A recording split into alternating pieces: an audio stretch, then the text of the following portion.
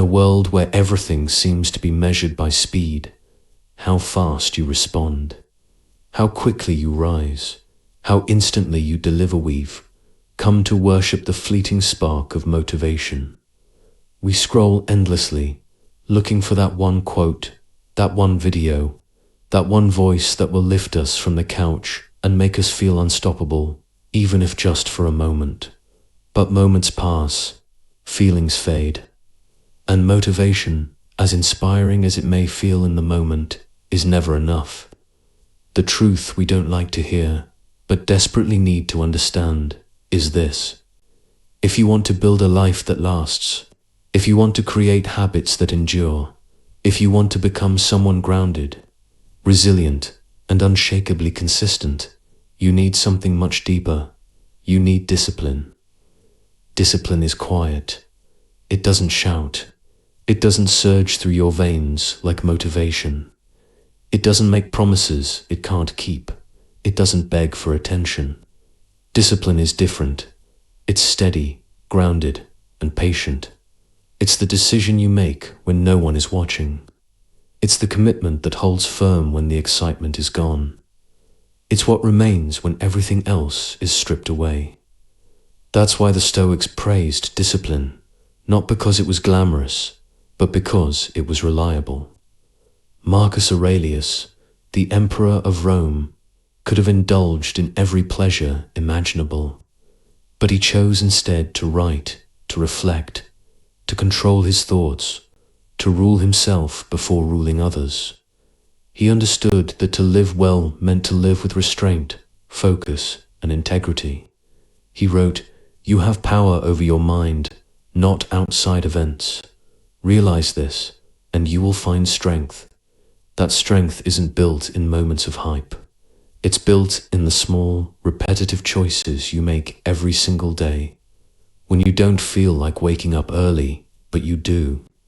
When you don't feel like showing up, but you show up anyway. When your emotions are loud, but you respond with clarity and intention. That's discipline. It's not about suppressing who you are. It's about directing who you're becoming. Discipline is the art of self-respect in action. Every time you follow through on your word, you prove to yourself that you can be trusted, and that trust is the foundation of self-confidence. Most people wait to feel confident before they act, but the Stoic knows better. The Stoic acts and confidence follows. You don't need to feel ready. You need to be willing.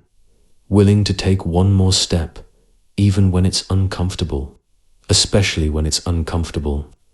Because discomfort is the classroom where discipline is born. It's the resistance that makes you stronger. Like a blade tempered by fire, your habits are forged in struggle. The days when it's hardest are the days that count the most. Anyone can follow through when it's easy, but to persist when it's hard, that's what separates the distracted from the disciplined. Seneca once wrote, "We suffer more in imagination than in reality." And how true that is. We procrastinate, not because the task is unbearable, but because we imagine it to be. We delay, not because we're incapable, but because our minds convince us we are. But discipline doesn't entertain these stories. It sees the task, and it does the task. No dramatics, no bargaining, no waiting for perfect conditions. It simply begins. This is the power of Stoic discipline.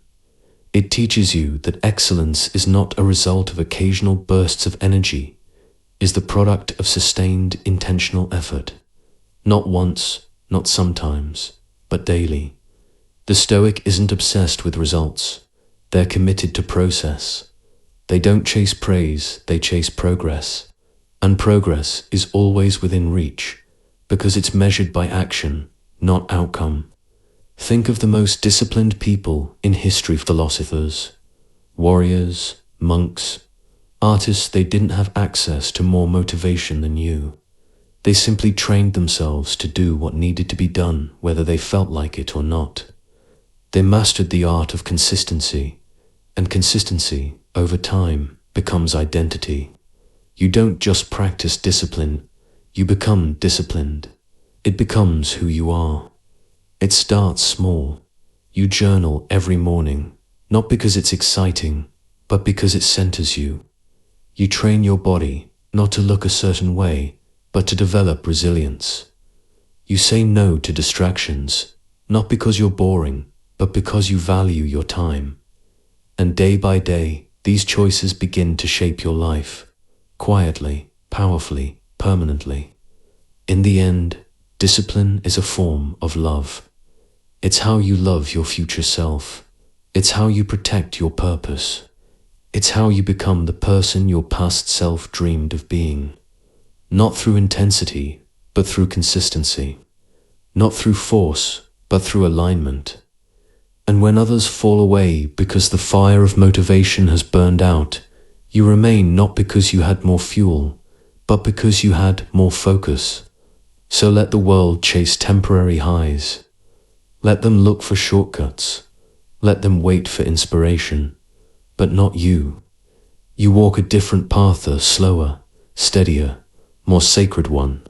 The path of discipline, the path of mastery, the path of becoming. Because you know now what the Stoics knew centuries ago, that a meaningful life isn't built by emotion, it's built by intention. Not by what excites you, but by what you commit to. Not by the rush, but by the return. Again and again and again. And in that repetition, that quiet return to purpose, you become something unshakable. You become something free. Not because life got easier, but because you got stronger. And that strength, born of discipline, will carry you through anything. So remember this, motivation may get you started, but only discipline will keep you going. When the noise fades, when the crowd disappears, when the mood is gone, discipline is what's left. And it is enough.